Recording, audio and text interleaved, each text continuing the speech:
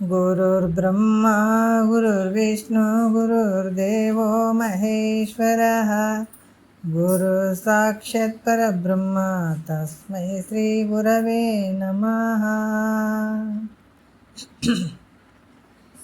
ಧ್ಯಾನಮೂಲೋ ಗುರುಮೂರ್ತಿ, ಪೂಜ್ಯಮೂಲೋ ಗುರುಪಾದ, ಮಂತ್ರಮೂಲೋ ಗುರುವಾಕ್ಯಂ, ಮುಕ್ತಿಮೂಲೋ ಗುರುಕೃಪಃ. ಶ್ರೋತ್ರಿಯ ಬ್ರಹ್ಮನಿಷ್ಠ ಸದ್ಗುರು ಬಸವಾನಂದರ ಪಾದಕಮಲಗಳಿಗೂ ಹಾಗೂ ಅವರ ಪ್ರತಿರೂಪ ಅಂಥ ನಿರ್ಗುಣಪ್ಪನವರ ಪಾದಕಮಲಗಳಿಗೂ ನನ್ನ ದೀರ್ಘದಂಡ ಪ್ರಣಾಮಗಳನ್ನು ಸಲ್ಲಿಸುತ್ತಾ, ಸದ್ಗುರು ಮಾರ್ತಂಡ ಸಾಬಾಯಿ ಸದ್ಗುರುಳ ಪಾದಕಮಲಗಳಿಗೂ ಹಾಗೂ ರಾಯಪ್ಪ ಸದ್ಗುರುಳ ಪಾದಕಮಲಗಳಿಗೂ ನನ್ನ ದೀರ್ಘದಂಡ ಪ್ರಣಾಮಗಳನ್ನು ಸಲ್ಲಿಸುತ್ತಾ, ಗುರು ಸ್ವರೂಪರಾದಂಥ ನನ್ನ ಪತಿದೇವರಿಗೂ ಕೂಡ ನನ್ನ ದೀರ್ಘದಂಡ ಪ್ರಣಾಮಗಳನ್ನು ಸಲ್ಲಿಸುತ್ತಾ, ಮನದಲ್ಲಿ ಸ್ಮರಿಸಿಕೊಳ್ಳುತ್ತಾ, ತಮ್ಮೆಲ್ಲರಿಗೂ ವಂದಿಸುತ್ತಾ, ಇವತ್ತಿನ ನಿಜಗುಣರು ರಚಿಸಿದಂಥ ಕೈವಲ್ಯ ಪದ್ಧತಿ ಒಳಗೆ ಆಧಾರದ ವಿಷಯ ಜ್ಞಾನ ಪ್ರತಿಪಾದನಾ ಸ್ಥಳದ 2ನೇ ಪದ ಇವತ್ತಿನ ಆಧಾರದ ವಿಷಯ. ಭಾಳಷ್ಟು ಅದ್ಭುತವಾಗಿ ಹೇಳ್ತಾ ಇದ್ದಾರೆ. ಜ್ಞಾನ ಪ್ರತಿಪಾದನಾ ಸ್ಥಳದಲ್ಲಿ 2ನೇ ಪದ. ಹಿಂದೆ ಕೂಡ 1ನೇ ಪದದಲ್ಲಿ ಭಾಳ ವಿಶೇಷವಾಗಿ ಗುರುಗಳು ಹೆಂಗಿರ್ತಾರೆ, ಎಂಥ ಗುರುವಿನಿಂದ ನೀವು ಉದ್ಧಾರ ಆಗ್ತೀಯಪ್ಪ ಅನ್ನುವಂಥದ್ದನ್ನು ಹೇಳಿದರು. 6 ತೆರನಾದ ಭಾವಕರಿಗನುಗುಣವಾಗಿ ತೋರುವ ಗುರುಕುಲದಿರವನು ಪೇಳುವಿ ನಿಂತೊಲಿದು ಅಂತ ಹಿಂದಿನ 1ನೇ ಪದದಲ್ಲಿ ಹೇಳಿದರು. ಈಗ ಮತ್ತೆ ವಿಚಾರಗಳನ್ನು 2ನೇ ಪದದಲ್ಲಿ ಹೇಳ್ತಾರೆ. ಯಾಕಂತಂದ್ರೆ ಇದಕ್ಕೆ ಇಂಥ ಜ್ಞಾನವನ್ನು ಪಡ್ಕೊಳ್ಬೇಕಾದ್ರೆ ಅಧಿಕಾರಿನೇ ಬೇಕಾಗ್ತದೆ. ಅದಕ್ಕೆ ಪರಿಪಕ್ವ ಹೃದಯರಲ್ಲದ ಮಂದ ಮನುಜರಿಗೆ ಬರಿದೆ ಬೋಧಿಪೆನೆಂಬ ಭ್ರಮೆ ಯಾಕೋ. ಇದರ ಭಾವನೆ, ಮುಮುಕ್ಷತ್ವ ಭಾವನೆ ಇರಲಿಲ್ಲ, ಸುಖದ ಅಪೇಕ್ಷೆನೇ ಇರಲಾರ್ದಂಥವ್ರಿಗೆ ನೀ ಹೇಳಿದ್ರೂ ಉಪಯೋಗ ಇಲ್ಲಪ್ಪ ಅಂತಾರೆ ಮಹಾತ್ಮರು. ಈ 2ನೇ ಪದದಲ್ಲಿ ಕೂಡ ಹೇಳ್ತಾರೆ. ಏನು ಹೇಳ್ತಾರೆ, ಈ ಬ್ರಹ್ಮಜ್ಞಾನವನ್ನು ಪಡ್ಕೊಳ್ಬೇಕಾದ್ರೆ ಅದಕ್ಕೆ ಅಧಿಕಾರಿ ಬೇಕಾಗ್ತದೆ. ಅದು ಹೆಂಗಿರಬೇಕು ಅದನ್ನು ಈಗ ಮುಂದಿನ ವಿಚಾರದಲ್ಲಿ ಹೇಳ್ತಾರೆ ಅವರು. ಸುಮ್ಮನಾಗೋದು ವಿಧಿಯೋಳು ಒಂದದೇ ಮುಕ್ತಿ. ಏನು ಹೇಳ್ತಾರೆ, ಸುಮ್ಮನಾಗೋದು ವಿಧಿಯೋಳು ಮುಂದೆ ಹೇಳುವ ಕ್ರಮದಿಂದ. ವಿಧಿ ಅಂದರೆ ಮುಂದೆ ಹೇಳುವಂಥ ಕ್ರಮ. ಅಂದ್ರೆ ಈಗ ನಾವು ಮುಂದೆ ಹೇಳ್ತಾ ಇದ್ದೀವಿ, ಆ ಪ್ರಕಾರ ಇರದೇ ಇದ್ದಾಗ ಅಂಥವರಿಗೆ ಮುಕ್ತಿ ಆಗಂಗಿಲ್ಲ. ಭಾಳಷ್ಟು ಅದ್ಭುತವಾಗಿ ಹೇಳ್ತಾರೆ. ಯಾಕಂದ್ರೆ ಜಗತ್ತಿನೊಳಗೆ ನಾವು ಮುಕ್ತರಾಗಬೇಕು ಅನ್ನೋದು ಇರ್ತದೆ. ನಮ್ಮ ಮುಕ್ತಿ ಆದ್ರೆ ಸಾಕ್ರಪ್ಪ, ನಮಗೆ ಕಷ್ಟನೇ ಬರಬಾರ್ದು ಅಂತ ಹೇಳ್ತೀವಿ ನಾವು. ಅದ್ರ ಭಾಳಷ್ಟು ಜನ ಕಷ್ಟ ಅಂದ್ರೇ ಗೊತ್ತಿಲ್ಲ. ಇವತ್ತು ನಮ್ಮಲ್ಲಿ ರೊಕ್ಕ ರೂಪಾಯಿ ಇರಲಿಲ್ಲ ಅಂದ್ರೆ ನಮ್ಗೆ ಭಾಳ ಕಷ್ಟ ಅಂತ ಅಂದ್ಕೊಳ್ತೀವಿ. ಆದರೆ ಮಹಾತ್ಮರು ಯಾವುದಕ್ಕೆ ಕಷ್ಟ ಅಂದ್ರೆ ಅತ್ಯಂತ ದುಃಖ ಇರುವಂಥದ್ದಕ್ಕೆ ಕಷ್ಟ ಅಂತ ಅಂದರು ಅವರು. ಇಂಥ ಒಂದು ಮುಕ್ತಿ ಆಗಬೇಕಾದ್ರೆ ಮುಕ್ತಿ ಅಂದರೆ ಏನಾದರೂ ಯಾರನ್ನು ತಂದು ಕೊಡ್ತಾರೆ ನಮ್ಮ ಕೈಯಾಗ. ಈ ಕೆಲವು ವಿಷಯಗಳು ಬಂದಾವೆ ಇದ್ರ ವಿಷಯದನ್ನೇ. ಯಾರು ತಂದು ನೀವು ತೊಗೊಳ್ರಪ್ಪ ಮುಕ್ತಿ ಅಂತ ಕೊಡ್ತಾರೇನು, ಗುರುಗಳು ಕೊಡ್ತಾರೇನು ಮುಕ್ತಿ ಅಂತಾರೆ? ಕೊಡುವಂಥದ್ದಲ್ಲ. ಏನು ನಿನಗೆ ಅತ್ಯಂತ ದುಃಖ ಐತಲ್ಲ, ಅದು ನಿವೃತ್ತಿಯಾಗಿ ಪರಮಾನಂದ ಸ್ಥಿತಿಯೇ ಮುಕ್ತಿ. ಅಂದ್ರೆ ದುಃಖದಿಂದ ಬಿಡುಗಡೆ ಆಗುವಂಥದ್ದೇ ಮುಕ್ತಿ. ಅಂದ್ರೆ ಪರಬ್ರಹ್ಮನ ಸ್ವರೂಪ ಹೆಂಗೆ ಐತಪ್ಪ ಅಂದ್ರೆ ಆನಂದ ಸ್ವರೂಪ ಐತದ. ಆನಂದ ಸ್ವರೂಪ ಅಲ್ಲಿ ನಮ್ಗೆ ಆಗುವಂಥದ್ದು. ಎಲ್ಲ ದುಃಖಗಳಿಂದ ಅತ್ಯಂತ ದುಃಖ ಅಂದರೆ ಎಲ್ಲ ದುಃಖಗಳಿಂದ ಬಿಡುಗಡೆ ಆಗುವಂಥದ್ದಕ್ಕೆ ಅತ್ಯಂತ ದುಃಖ ನಿವೃತ್ತಿ ಅಂತ ಹೇಳ್ತಾರೆ. ಎಲ್ಲ ದುಃಖಗಳು ಒಳಗೊಂಡಂಥ ಸದಾಕಾಲವಾಗಿರುವಂಥ ಯಾವುದು ಯಾವಾಗಲೂ ಇರುವಂಥದ್ದು, ಅದು ಹೋಗುವಂಥದ್ದು ಅಲ್ಲ, ಮತ್ತು ಬರುವಂಥದ್ದು ಅಲ್ಲ, ಯಾವಾಗಲೂ ಇರುವಂಥದ್ದು ಆನಂದ. ಅಂಥ ಆನಂದ ಎಲ್ಲಿ ಐತಿ? ಹೊರಗಡೆ ಸಿಗ್ತದೇನಿದು ಅಂದರೆ ಹೊರಗಡೆ ಸಿಗುವಂಥದ್ದಲ್ಲ. ಅದು ಆಲ್ರೆಡಿ ನೀನು ಅದೇ ಸ್ವರೂಪ ಇದೆ. ಆದರೆ ನಿನ್ನೆ ಮರ್ತುಕೊಂಡು ಇಲ್ಲಿ ಏನಾಗಿದೆ ಅಂದರೆ ಭಾಳಷ್ಟು ಗದ್ದಲಕ್ಕೆ ಬಿದ್ದಿದೆ. ಯಾವುದಕ್ಕೆ ಗದ್ದಲಕ್ಕೆ ಬಿದ್ದಿದೆ ಅಂದರೆ ನಿನ್ನೆ ಮರ್ತದಕ್ಕೆ ಗದ್ದಲಕ್ಕೆ ಬಿದ್ದಿದ್ದಿರಲಿ. ಅದಕ್ಕೆ ಈ ಮರ್ತು ಹೋದಂಥ ವಿಷಯವನ್ನು ನೋಡಪ್ಪ, ನಿನ್ನನ್ನು ನೀ ಮರ್ತದಕ್ಕಾಗಿ ನಿನಗೆ ದುಃಖ ಆಗ್ಯದ.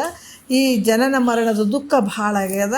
ಅದಕ್ಕೆ ನಾನು ಯಾರಿದ್ದೀನಂತ ನೀನು ತಿಳ್ಕೊಂಡಾಗ ನಿನಗೆ ಏನಾಗ್ತದೆ, ಇದೆಲ್ಲ ದುಃಖದಿಂದ ಬಿಡುಗಡೆ ಆಗ್ಲಿಕ್ಕೆ ಸಾಧ್ಯ ಆಗ್ತದ ಅಂತಲೇ ಮಹಾತ್ಮರು ಈ ವಿಚಾರಗಳನ್ನು ಹೇಳ್ತಾರೆ. ಮತ್ತು ಈ ಮುಕ್ತಿ ಸುಮ್ಮನೆ ಆಗ್ತದೇನೋ ಹಂಗೆ ಅಂದ್ರೆ ಹಂಗಾಗಕ್ಕೆ ಬರೋಂಗಿಲ್ಲ. ಯಾಕಂದ್ರೆ ಸುಖ ದುಃಖಗಳು ನೋಡ್ರಿ ಒಂದು ಪ್ರಶ್ನೆ ಬರ್ತದೆ. ಏನು ಬರ್ತದೆ? ಬರಲುಳ್ಳ ದುಃಖವನ್ನು ಅನುಭವಿಸದೆ ಬೇರೆ ಪರಿಹಾರ ಅದಕ್ಕಿಲ್ಲ ಅಂತ ಮೊದಲೆಲ್ಲ ಹೇಳಿದ್ದಾರೆ ವಿಷಯಗಳು ಮಹಾತ್ಮರು. ಯಾಕಂದರೆ ಈ ಸುಖ ದುಃಖ ಭೋಗಗಳು ನಾವು ಎಷ್ಟೇ ಪ್ರಯತ್ನ ಮಾಡಿದರೂ ಕೂಡ ಅಥವಾ ಮಾಡದೇ ಇದ್ರೆ, ಸುಖ ದುಃಖ ಭೋಗಗಳು ನಾವು ಪ್ರಯತ್ನ ಮಾಡದೇ ಇದ್ದರೂ ಕೂಡ ತಮ್ಮಷ್ಟಕ್ಕೆ ತಾವೇ ಹೆಂಗೆ ಪ್ರಾಪ್ತಿ ಆಗ್ತಾವೆ? ತಮ್ಮಷ್ಟಕ್ಕೆ ತಾವೇ ಪ್ರಾಪ್ತಿ ಆಗ್ತಾವೆ ಅಂತೀವಿಲ್ಲ. ಸುಖ ಆಗಲಿ ದುಃಖ ಆಗಲಿ ತಮ್ಮಷ್ಟಕ್ಕೆ ತಾವೇ ನಮಗೆ ಪ್ರಾಪ್ತಿ ಆಗ್ತಾವಪ್ಪ ಅಂತ ಹೇಳ್ತೀವಿ. ಹಾಗೆ ಮುಕ್ತಿ ಆದರೂ ಕೂಡ ಮತ್ತು ನಮಗೆ ಬರ್ಬೇಕಾದ್ರೆ ತಾನೇ ಬರ್ತದೆ. ಈಗ ಸುಖ ದುಃಖಗಳು ತಾವೇ ಬಂದು ನಮಗೆ ಸುಖ ಕೊಡ್ತದೆ ದುಃಖ ಕೊಡ್ತದೆ ಅಂತ ಹೇಳ್ತೀವಿ. ಆದರೆ ಅದ್ರಂಗೆ ಮುಕ್ತಿ ಆದರೂ ಕೂಡ ಅಲ್ಲಿ ನಮಗೆ ಭೋಗ ಇದ್ದರೆ ಬಂದು ಸೇರ್ತದೆ ನಮಗೆ. ಅದಕ್ಕೆ ಮುಕ್ತಿಯನ್ನು ಉಂಟು ಮಾಡುವಂಥ ಪ್ರಾರಬ್ಧ ಇತ್ತು ಅಂದರೆ ಸಿಗ್ತದೆ ನಮಗೆ. ಮುಕ್ತಿ ಪಡ್ಕೊಳ್ಬೇಕನ್ನುವಂಥ ಪ್ರಾರಬ್ಧ ಇದ್ದರೆ ನಮ್ಮ ಮುಕ್ತಿ ಸಿಗ್ತದೆ. ಅದಕ್ಕೆ ನಮ್ಮ ಪ್ರಾರಬ್ಧ ಇಲ್ದಿದ್ರೆ ಎಷ್ಟೇ ಪ್ರಯತ್ನ ಮಾಡಿದರೂ ಕೂಡ ಮುಕ್ತಿ ಕೂಡ ಪ್ರಾಪ್ತಿಯಾಗಂಗಿಲ್ಲ. ಅದಕ್ಕಾಗಿ ನಾವು ಯಾಕೆ ಸುಮ್ಮನೆ ಪ್ರಯತ್ನ ಮಾಡಬೇಕು ಅಂತ ಪ್ರಶ್ನೆ ಇದೆ. ನಾವು ಇದಕ್ಕೆ ಪ್ರಯತ್ನ ಮಾಡೋದು ಬೇಕಾಗಿಲ್ಲಲ್ಲ. ಸುಖ ದುಃಖಗಳು ತಾವೇ ಬಂದು ಸುಖವನ್ನು ಮುಣಿಸ್ತದೆ ದುಃಖವನ್ನು ಮುಣಿಸ್ತದೆ. ಪ್ರಯತ್ನ ಮಾಡಿದ್ರು ಬಂದು ಹೋಗ್ತದಪ್ಪ, ಬರ್ತದೆ. ಮತ್ತು ಪ್ರಾರಬ್ಧ ಇದು ಕೂಡ ನಮ್ಗೆ ಮುಕ್ತಿ ಅನ್ನುವಂಥದ್ದು ಕೂಡ ಪ್ರಾರಬ್ಧದಿಂದ ಸಿಗ್ತದೆ ನಮಗೂ. ಮತ್ತು ಪ್ರಾರಬ್ಧ ಇಲ್ಲದಿದ್ದರೆ ಸಿಗಂಗಿಲ್ಲ. ಮತ್ತು ನಾವು ಯಾಕೆ ಸುಮ್ಮನೆ ಇದಕ್ಕೆ ಪ್ರಯತ್ನ ಪಡಬೇಕು ರೀ ಗುರುಗಳೇ? ನೋಡಿರಿ ಎಷ್ಟು ಪ್ರಶ್ನೆ ಅಂತ ಪ್ರಶ್ನೆ. ಅದಕ್ಕೆ ಅವ್ರು ಹೇಳ್ತಾರೆ, ಶರೀರಕ್ಕೆ ನಿನಗೆ ಅನ್ನ ನೀರು ಈ ಪೋಷಣೆ, ಶರೀರ ಬೆಳೆಯೋದಕ್ಕೆ ಅನ್ನ ನೀರು ಎಲ್ಲ ಬೇಕಾಗ್ತದಿಲ್ಲ. ಯಾವುದರಿಂದ ಬರ್ತದದು? ಪ್ರಾರಬ್ಧದಿಂದ ಬರ್ತದೆ. ನಮ್ಮ ಶರೀರ ಬೆಳೆಯುವಂಥದ್ದಾಗಿರ್ಬೋದು, ಇದಕ್ಕೆ ಪೋಷಣೆ ಸಿಗುವಂಥದ್ದಾಗಿರಬೇಕು. ನಾವು ಹೇಳ್ತೀವಿ, ಭಾಳಷ್ಟು ಜನ ಹೇಳ್ತಾರೆ. ಯಾಕಂತಂದ್ರೆ ಜಗತ್ತಿನೊಳಗೆ ಹಂಗಾನೆ ಅವ್ರಿಗೆ ಇವರು ನೋಡಿದ್ರಂತ ಹೇಳುವಂಥದ್ದು, ಇವ್ರಿಗೆ ಅವ್ರು ನೋಡಿದ್ರಂತ ನಮ್ಮಿಂದನೇ ಅವ್ರು ಉದ್ಧಾರ ಆದ್ರಂತ ಅನ್ನುವಂಥದ್ದು, ಇನ್ನೊಬ್ಬರಿಂದನೇ ಉದ್ಧಾರ ಆದ್ರಂತ. ಯಾರು ಉದ್ಧಾರ ಆಗಿಲ್ಲ. ಹಿಂದಿನ ಏನೇನು ಋಣಗಳಿರ್ತಾವನ್ನ ಅದಕ್ಕೆ ಹೇಳ್ತಾರೆ, ಹುಟ್ಟಿದವ್ರು ಸಾಯ್ಬೇಕು, ಸತ್ತವ್ರು ಹುಟ್ಟಬೇಕು, ಯಾರ್ಯಾರ್ದು ಏನೇನು ತಿಂದಿರ್ತಾವೆ ಮುಂದಿನ ಜನ್ಮದಾಗ ಮುಟ್ಟಿಸೋವೇ ಇರ್ತಾವವು. ಈಗ ಅವ್ರದ್ದು ತಿಂದ್ರೆ ನಾಳೆ ಮುಂದಿನ ಜನ್ಮದಾಗ ಇವ್ರು ಮುಟ್ಟಿಸ್ಬೇಕು, ಇವ್ರದ್ದು ತಿಂದ್ರೆ ಅವ್ರು ಮುಟ್ಟಿಸ್ಬೇಕು. ಹೀಗೆಲ್ಲ ಇರ್ತಾವೆ, ಲೆಕ್ಕಗಳು ಇರ್ತಾವೆ. ಇಲ್ಲಿ ಯಾರು ನಾವೇ ಉದ್ಧಾರ ಮಾಡೀವಿ, ನಾವೇ ಇವ್ರನ್ನ ಬೆಳೆಸೀವಿ, ನಾವೇ ಮಾಡೀವಿ ಅಂತಂದ್ರೆ ಮತ್ತು ನರಕಕ್ಕೆ ಹೋಗ್ತಾರೆ. ಅದಕ್ಕೆ ಇಲ್ಲಿ ಕೂಡ ಏನು ಹೇಳ್ತಾರೆ, ಇವೆಲ್ಲ ಯಾವುದರಿಂದ ಬರ್ತಾವಪ್ಪ? ನಮ್ಮ ಶರೀರ ಪೋಷಣೆಗೆ ಬರುವಂಥದ್ದು, ಮಾಡುವಂಥದ್ದು, ಇದೆಲ್ಲ ನಮಗೆ ಹಿಂದಿನ ಒಂದು ಪ್ರಾರಬ್ಧ ರೂಪದಿಂದ. ಯಾರ್ದು ನಾವು ಇಟ್ಟು ಅನ್ನ ತಿನ್ನಬೇಕು, ಯಾರ ಮನೆಗೆ ಇರಬೇಕು, ಎಲ್ಲಿ ಇರಬೇಕು, ಇದೆಲ್ಲ ಮೊದಲೇ ರೆಕಾರ್ಡ್ ಇರ್ತದೆ. ಅದು ಮೊದಲೇ ಎಲ್ಲ ಬರ್ಕೊಂಡೇ ಬಂದಿರ್ತದೆ. ನಾವು ಇಲ್ಲೇ ತಿನ್ನಬೇಕು, ಇವ್ರದ್ದೇ ತಿನ್ನಬೇಕು, ಇವ್ರ ಮನೆಗೆ ಇರಬೇಕು, ಇದು ಹಿಂಗೆ ತಿರುಗಾಡ್ಬೇಕು, ಹೊರಗೆ ತಿರುಗಾಡ್ಬೇಕು, ಒಳಗೆ ತಿರುಗಾಡ್ಬೇಕು, ಹಿಂಗೆ ಇರ್ಬೇಕನ್ನುವಂಥದ್ದು ಮೊದಲೇ ಪಿಕ್ಚರ್ದು 3 ತಾಸಿನ ರೀಲ್ ಹೆಂಗೆ ನಾವು ರೆಡಿ ಮಾಡ್ಕೊಂಡು ಬಂದಿರ್ತದೆ, ಅದೇ ರೀತಿ ಕೂಡ ನಮ್ಮ ಜೀವನದ ಒಂದು ಪ್ರಾರಬ್ಧದ ಕರ್ಮದ ರೀತಿಯಲ್ಲಿ ಈ ಶರೀರ ಬಂದುಬಿಟ್ಟದು. ಅರ್ಥ ಆಯ್ತಲ್ಲ? ಅದಕ್ಕೆ ಈ ಕರ್ಮದಿಂದಲೇ ಈ ಶರೀರ. ಆದರೂ ನಾವು ಈ ಕರ್ಮದಿಂದ ಈ ಶರೀರ ಬಂದದಂದ್ರೂ ಕೂಡ ಕೆಲಸವನ್ನು ಮತ್ತು ಯಾಕಂದ್ರೆ ಕೆಲಸ ಮಾಡ್ಲಾರ ಸುಮ್ಮನೆ ಕುಂತೀವಿ ನಾವು. ಶರೀರ ಬೆಳಿಬೇಕು, ಶರೀರಕ್ಕೆ ಚಂದ ಇರಬೇಕು, ಇದಕ್ಕೆ ಯಾವ ನೋವು ಇರಬಾರ್ದು ಅಂತಂದದಕ್ಕಾಗಿ ನಾವು ಪ್ರಾರಬ್ಧ ಅಂತ ಏನಾದರೂ ಕುಂತೀವೇನೋ? ಅದಕ್ಕೆ ಕೆಲಸ ಮಾಡಾಕತ್ತೀವಿಲ್ಲ, ನಾವು ಪ್ರಯತ್ನ ಮಾಡಾಕತ್ತೀವಿಲ್ಲ. ಅದಕ್ಕೆ ಒಂದಿಲ್ದೊಂದು ಕೆಲಸ ಮಾಡ್ತಾನೇ ಇದ್ದೀವಿ. ಲೌಕಿಕದಲ್ಲೇ ಏನಾದರೂ ಪ್ರಾರಬ್ಧ ಕರ್ಮ ಐತಪ್ಪ ಬಂದ್ರೆ ಬರಲಿ ಬಿಟ್ಟರೆ ಬಿಡಲಿ ಅಂತ ನಾವೇನಾರು ಯಾವತ್ತಾದ್ರು ಕುಂತೀವೇನೋ? ಇಲ್ಲ, ಪ್ರಯತ್ನ ಮಾಡ್ತಾನೇ ಇದ್ದೀವಿ. ಅದಕ್ಕೆ ಅನಿತ್ಯ ದ್ರವ್ಯ, ಅನಿತ್ಯವಾದಂಥ ಸುಖ ಪ್ರಾಪ್ತಿಗಾಗಿ ಹಗಲಿರುಳು ಪ್ರಯತ್ನ ಮಾಡಾಕತ್ತಿದ್ದೀನೇನು? ಅರ್ಥ ಮಾಡ್ಕೋಬೇಕು. ಅದಕ್ಕೆ ಬಿಟ್ಟಿದ್ದೇನು? ಮಹಾತ್ಮರು ಹೇಳಕತ್ತಾರ, ಕರ್ಮದಿಂದ ಈ ಶರೀರ ಬಂದದ, ಕರ್ಮಜನ್ಯ ಶರೀರ ಅಂತ ಹೇಳ್ತಾರೆ. ಕರ್ಮದಿಂದ ಈ ಶರೀರ ಉತ್ಪನ್ನ ಆಗ್ಯದ. ಪ್ರಾರಬ್ಧ ಕರ್ಮ ಏನಿರ್ತದೆ, ಈ ಶರೀರಕ್ಕೂ ಏನು ತಿನ್ನಬೇಕಾಗ್ಯದ, ಉಣ್ಬೇಕಾಗ್ಯದ, ಇದೆಲ್ಲ ಪ್ರಾರಬ್ಧ ಕರ್ಮ ಇರ್ತದೆ. ಅದಕ್ಕೆ ಪ್ರಾರಬ್ಧ ಕರ್ಮ ಬರ್ತದಪ್ಪ ಅಂತ ಲೌಕಿಕದಾಗ ಏನಾರು ಕುಂತಿದ್ದೇನೋ? ಪ್ರಯತ್ನ ಮಾಡೋಕೆ ಅದು ಬರಲಿಲ್ಲ ಅಂದ್ರೆ ಅದ್ರ ಬೆನ್ನು ಹತ್ತಿದಿಲ್ಲ, ಪ್ರಯತ್ನ ಮಾಡೋಕತ್ತಿದ್ದಿಲ್ಲ. ಎಲ್ಲಿ ಎಷ್ಟು ಪ್ರಯತ್ನ ಮಾಡ್ತಿದ್ದಿ? ಈಗ ಜೀವ ಹೋಗ್ತದೆ ಅನ್ಲಕ್ಕಾಗಿ ಪ್ರಯತ್ನ, ಅಲ್ಲಿ ತನಕ ಪ್ರಯತ್ನ ಮಾಡ್ತಾರೆ ಒಬ್ಬೊಬ್ಬರು. ಅಷ್ಟು ಸಂಸಾರವನ್ನು ನಂಬಿ ಎಷ್ಟು ಸಾಧ್ಯ ಆಗ್ತದೆ ಅಷ್ಟು ಮಾಡಿಟ್ಟು ಕೂಡಿಟ್ಟು ಮಕ್ಕಳಿಗೆ ಮರಿ ಮೊಮ್ಮಕ್ಕಳಿಗೆಲ್ಲ ಹೊಂದಿಸಿ ಹೋಗ್ಬೇಕಂತಾವೆ. ಎಂಥ ದುರಾಸೆ ರೀ! ಆದ್ಮೇಲೆ ಒಂದು ಫೋಟೋ ಇಟ್ಕೊಳಂಗಿಲ್ಲ, ಒಂದು ಪೂಜೆ ಮಾಡಂಗಿಲ್ಲ, ಹೊರಗೆ ಹಾಕ್ತಾರೆ. ಸತ್ರ ಒಂದು ತಾಸು ಇಟ್ಕೊಳಂಗಿಲ್ಲ, ಮನೆಗೆ ಹೊರಗೆ ಹಾಕ್ತಾವೆ. ಅಂಥವಕ್ಕೆ ಸಾಯೋವರೆಗೂ ದುಡ್ದು ಇಡ್ತಾವೆ ರೀ. ಇಡಬಾರ್ದಂತಲ್ಲ, ಆದರೆ ನಿನ್ನ ಕೆಲಸ ನೀ ಮೊದಲು ಮಾಡ್ಕೊಂತಾರೆ ಮಹಾತ್ಮರು. ಅದಕ್ಕೆ ಎಚ್ಚರಿಕೆ ಏನು ಕೊಡ್ತಾರೆ? ಅನಿಮಿತ್ತ ಅರಿಗಳೆನಿಪ ಕಾಮಾದಿಗಳಿಗೆ ತನುವ ಅನೇಕವನ್ನು ಕೊಟ್ಟೆ ಭವಭವಂಗಳಲ್ಲಿ ನಿನಗೊಂದು ದೇಹವನ್ನು ಕೊಟ್ಟು ತಪವಂತು ಘನಶಂಭುಲಿಂಗವಾಗಿರಲು ಒಳ್ಳೆ ಮನುಜ. ನೋಡಪ್ಪ ಮೂರ್ಖ ಅಂತಾರೆ ನಿನಗೆ. ಇದನ್ನು ಬಿಟ್ಟುಕೇಸಿ ಬರೇ ಸಂಸಾರವನ್ನು ನಂಬಿ ಹೆಂಡತಿಗೆ ಮಕ್ಕಳಿಗೆ ಮೊಮ್ಮಕ್ಕಳಿಗೆ ಮರಿ ಮೊಮ್ಮಕ್ಕಳಿಗೆ ಅಂತ ಇರಲಿ ಅಂತ ಸಾಯವರಿಗೆ ಬಡದಾಡ್ತಿದ್ದೆಲ್ಲ ಏನಾಯ್ತದು? ಮತ್ತು ದುಃಖವನ್ನೇ ತೊಗೊಂಡು ಹೋಗ್ತಿದ್ದೆ ನೀನು. ಅದಕ್ಕೆ ಇಲ್ಲಿ ಕೂಡ ಏನು ಹೇಳ್ತಾರ, ಇಲ್ಲಿ ಯಾವುದಾರ ಒಂದು ಉದ್ಯೋಗ ಮಾಡ್ತೀವಿ ಸಾಯವರೆಗೂ ಬಡ್ದಾಡ್ತಿದ್ದಿ. ಅದಕ್ಕೆ ಅದು ಯಾಂಥ ದ್ರವ್ಯ ರೊಕ್ಕ ರೂಪಾಯಿ ಏನಾರ ಶಾಶ್ವತ ಅದಾವೇನಂದ್ರೆ ಏನಿಲ್ಲ. ನಿನ್ನ ಮೈ ಸ್ವಲ್ಪ ಶರೀರದಾಗ ಶಕ್ತಿ ಇರ್ಲಾರ್ದ ನೆಲಕ್ಕೆ ಬಿಡು, ನಿನ್ನ ರೊಕ್ಕ ಓಸು ಕಸ್ಕೊಂಡ್ಬಿಡ್ತಾರೆ, ನಿನ್ನ ಬಳಿ ಬಂಗಾರ ಇದ್ದದ್ದು ಕಸ್ಕೊಂಡ್ಬಿಡ್ತಾರೆ. ಬಿದ್ದು ನೋಡ್ದಾಗ ಗೊತ್ತಾಗ್ತದೆ ಮನುಷ್ಯಾಗ. ರೊಕ್ಕ ಪಕ್ಕ ಇದ್ದಾಗ ಯಾರ ಬೆಲೆನೂ ಗೊತ್ತಾಗಂಗಿಲ್ಲ. ರೊಕ್ಕ ನಿನ್ನ ಹತ್ರ ಇರಬಾರ್ದು, ರೊಕ್ಕ ಏನು ಇರಬಾರ್ದು. ಅಥವಾ ರೊಕ್ಕನೇ ಇರಲಿ ರೂಪಾಯಿನೇ ಇರಲಿ ಏನೇ ಇರಲಿ, ನಿನ್ನ ಆರೋಗ್ಯ ಕೈ ಕೊಟ್ಟು ನಿನ್ನ ನೆಲಕ್ಕೆ ಬಿದ್ದಾಗ ನಿನ್ನ ಬಂಡವಾಳ ಗೊತ್ತಾಗ್ತದೆ ಯಾರ್ಯಾರ ಗುಣಗಳು ಹೆಂಗದಾವ ಅಂತೇಳಿ. ಅಲ್ಲಿ ತನಕ ಗೊತ್ತಾಗಂಗಿಲ್ಲ.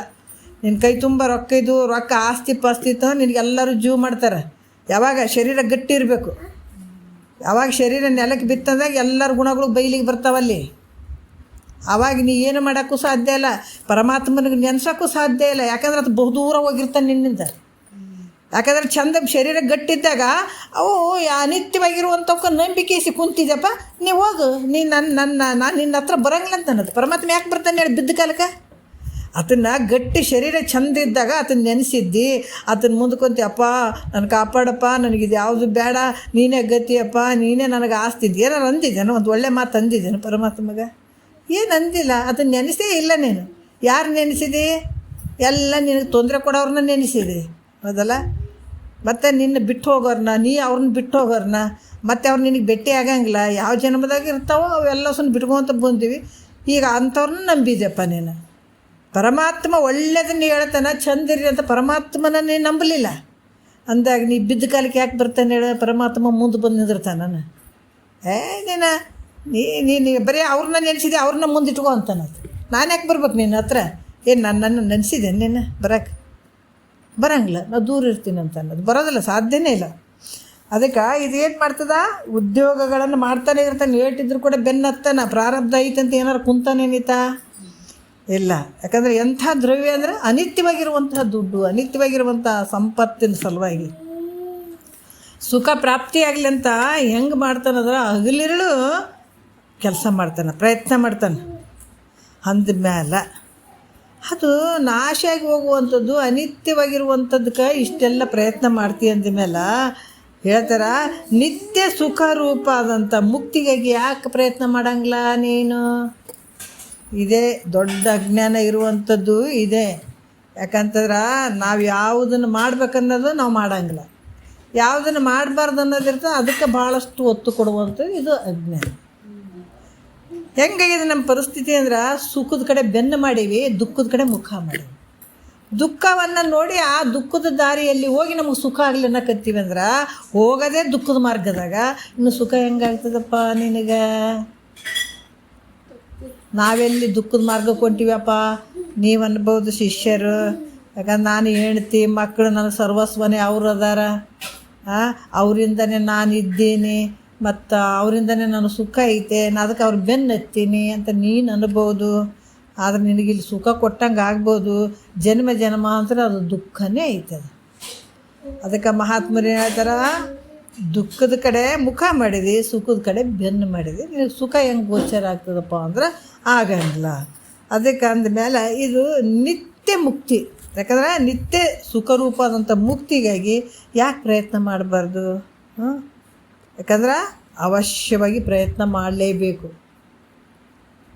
ಇದು ಹೆಂಗಂದ್ರೆ ಇದು ಸುಖರೂಪವಾಗಿ ನಿತ್ಯ ಸುಖರೂಪ ಆಗಿರುವಂಥದ್ದು. ಅದು ಲೌಕಿಕದಲ್ಲಿ ಅನಿತ್ಯ ಸುಖರೂಪ, ಇದು ನಿತ್ಯ ಸುಖರೂಪವಾಗಿರುವಂಥದ್ದು.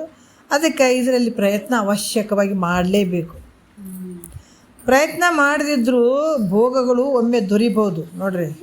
ಪ್ರಯತ್ನ ಮಾಡಿದರೂ ಕೂಡ ಏನು ಹೇಳ್ತಾರೆ, ಪ್ರಯತ್ನ ಮಾಡಿದರೂ ಕೂಡ ಭಾಳಷ್ಟು ಧೈರ್ಯ ಹೇಳ್ತಾರೆ ನೋಡ್ರಿ. ಅದಕ್ಕೆ ತಾತವ್ರು ಒಂದು ಮಾತು ಹೇಳ್ತಿದ್ರು, ಒಂದು ಸಲ ಕೇಳಿದೆ 4 ಸಲ ಕೇಳಿದ್ದೀನಿ ರೀ, 1 ತಿಂಗಳಿಗೆ ಕೇಳೀನಿ ಎಷ್ಟು ಕೇಳ್ಬೇಕ್ರಿ ಅಂತಂದ್ರೆ ನಿಮ್ಮ ನಷ್ಟ ನೀವೇ ಮಾಡ್ಕೊಂಡ. ಇದನ್ನು ಹೆಂಗೆ ಕೇಳ್ಬೇಕಂದ್ರೆ ಬಂಡತನದಿಂದ ಕೇಳ್ಬೇಕ್ರಿ ಅಂತಿದ್ರು ಅವರು. ಹಂಗೆ ಕೇಳಬೇಕು. ಮತ್ತು ಈಗ ಊಟ ಬಿಟ್ಟಿವೇನು ನಾವು? ಏನಾರು ಬೇಸಿಕ್ ನಮ್ಗೆ ಏನಾರು ಬೇಸಿಕ್ ನೀಡ್ಸ್ ಅದಾವಲ್ಲ, ನೀರಡಿಕೆ, ಊಟ ಗೀಟ ಏನಾರು ಬಿಟ್ಟಿವೇನು ನಾವು ಸಾಯೋವರೆಗೂ ಮಾಡ್ತೀವಿ. ಬ್ಯಾಸ್ರ ಬಂದದ ಅಂದೀವೇನು ನಾವು ಯಾವತ್ತಾದರೂ?